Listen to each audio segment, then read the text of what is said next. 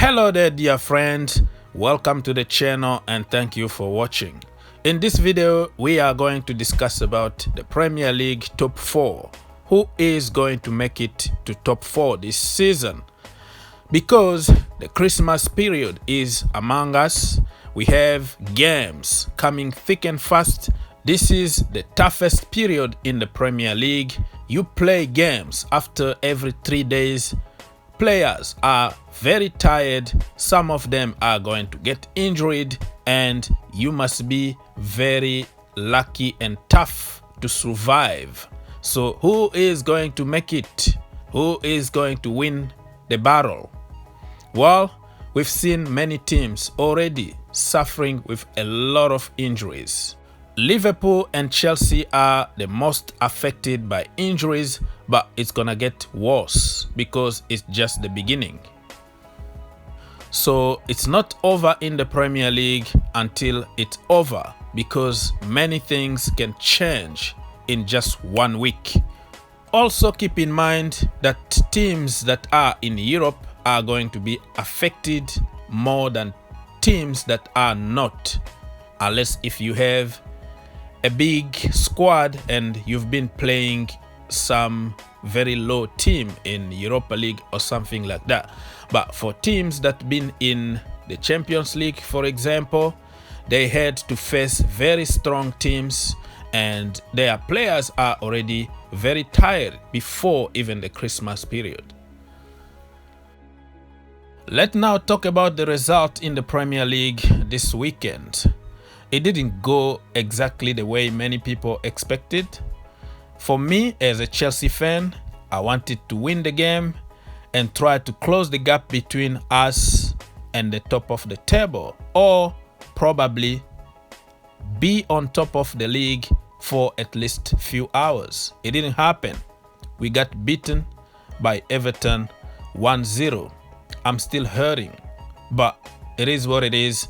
This is the Premier League. And then I lost hope. I was like, you know what? It's done. The title is gone, because I don't see Jose Mourinho dropping any point from now on, because Jose likes this kind of situation. But guess what?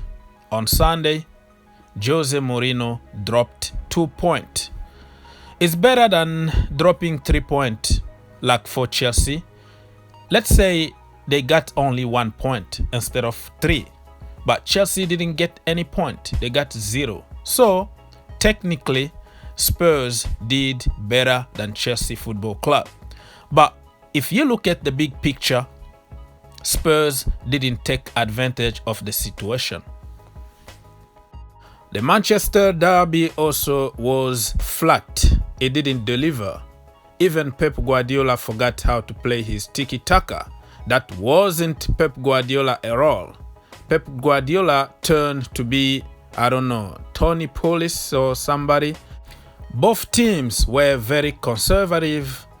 They were waiting for the other team to make a mistake, and it didn't happen often.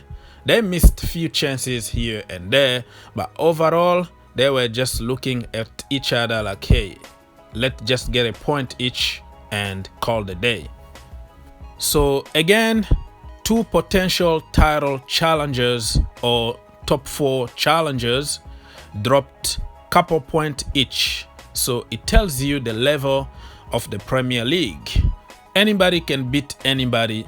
The so-called small teams can easily beat the so-called big teams. It doesn't happen anywhere else, only in the Premier League. So I am happy to announce to you guys that Chelsea Football Club, just like the rest of the teams in the Premier League, still on it. We're still in the title challenge. Nothing is done yet, and it's a marathon, not a sprint. The deciding factor for Chelsea Football Club is going to be the level of fitness. If we can keep our players fit, we can go very far in the Champions League and in the Premier League. But if we continue to get those kind of nasty injuries, and then there is no chance. or probably we have to go on the market in January and try to sign a couple players in order to help us push for the second part of the season. Let's now talk about the game between Fulham and Liverpool. Oh my goodness. Why can't we just take the title and give it to Liverpool, just like last season?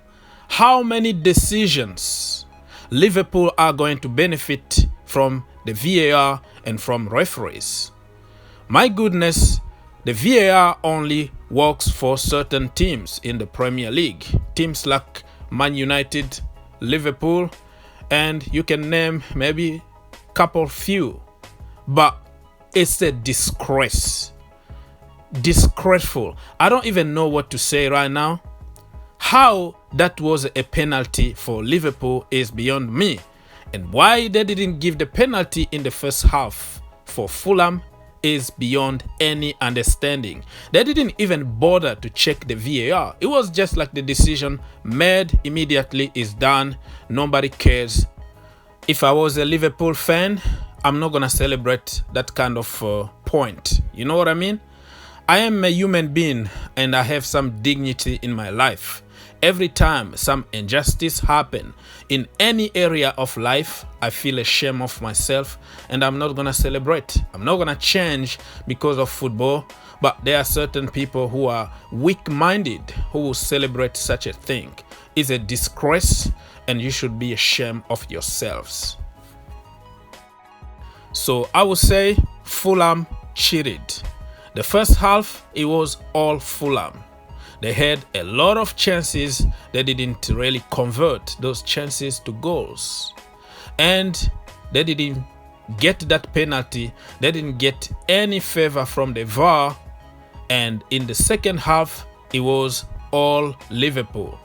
Liverpool 11 men, plus the referee, plus the VAR. So Liverpool were playing 13 against 11. What do you expect from such a game? Let's all agree. Take the title, give it to Liverpool or give it to Man United because they own the VAR. They dictate anything that is going to happen and it's a disgrace. The game ended up 1-1. They share the point. So Liverpool dropped 2 points. It just tells you how difficult the Premier League is. Without that injustice, they were going to lose and drop 3 points. Unfortunately for them, the time played against them and they only took 1 point instead of 3 from the VAR. Yeah. So my weekend is not that bad after all. I'm waiting for Burnley to do something on Arsenal so we can have a very good evening on Sunday watching AFTV. Don't let me down, Burnley. Let's do it. He's done it again! He's done it again! That is a foul! You fucking little bastard! He does it! He does it! He's done it!